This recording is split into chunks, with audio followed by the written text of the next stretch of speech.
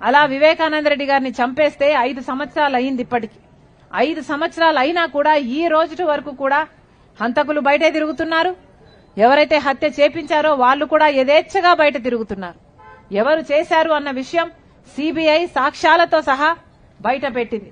Google maps హత్య చేసిన వాళ్లకు, హత్య చేపించిన వాళ్లకు ఒకే చోట ఉన్నాయని, మ్యాచ్ అవుతున్నాయని చెప్తుంది. సిబిఐ చెప్తుంది హత్య చేసిన వాళ్ళు, హత్య చేయించిన వాళ్ళు phone records, call records match అవుతున్నాయని చెప్తుంది. సిబిఐ చెప్తుంది వాళ్లకు సంబంధాలున్నాయి, లావాదేవీలున్నాయి, వాళ్ళు అడ్వాన్స్ ఇవ్వడం జరిగింది, వీళ్ళు అడ్వాన్స్ తీసుకోవడం జరిగింది అని సిబిఐ మొత్తం సాక్ష్యాలతో, ఆధారాలతో మొత్తం అంతా బయట పెట్టినా సరే ఈ రోజు వరకు కూడా యథేచ్ఛగా బయట తిరుగుతున్నారు.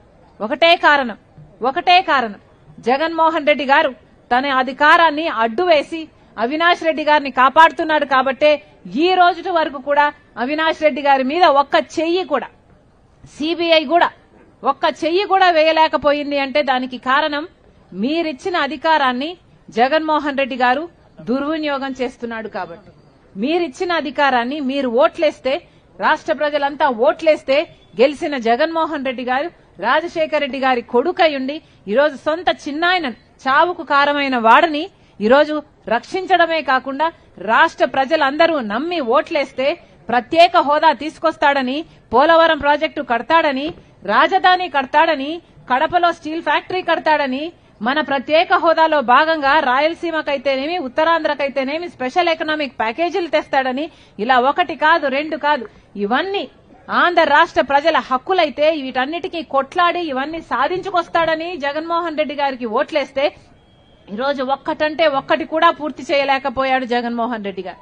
మరి ఇలాంటి జగన్మోహన్ రెడ్డి గారు రాజశేఖర రెడ్డి గారి వారసుడు ఎలా అవుతాడు అని అడుగుతున్నా. పూర్తి మద్యపాన నిషేధం అని చెప్పాడు జగన్మోహన్ రెడ్డి గారు. రాజశేఖర రెడ్డి గారు ఇచ్చిన మాట కోసం ప్రాణమైనా ఇచ్చేవాడు. ఉందా పూర్తి మద్యపాన నిషేధం? ఈరోజు పూర్తి మద్యపాన నిషేధం కాదు కదా, సర్కారే మద్యం అమ్ముతుంది. సర్కారు ఏ మద్యం అమ్మితే ఆ మద్యమే తాగాలి, ఎంతకు అమ్మితే అంతకే కొనాలి. ఇదెక్కడి జోస్యం, ఇదెక్కడి విడ్డూరం?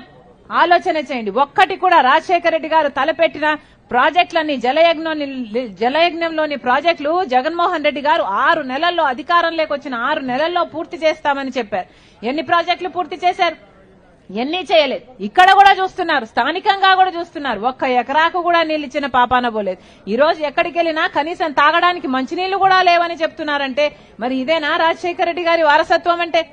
ఒక్కసారి ఆలోచన చేయాల్సిన అవసరం ఉంది.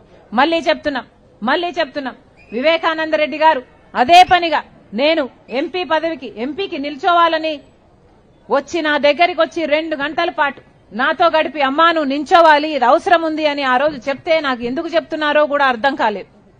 కానీ ఈ రోజు ఆలోచిస్తే నిజంగానే ఆ పెద్ద మనిషి మాట వినుంటే ఎన్నో అనార్థాలు ఆగిపోయి ఉండేవి.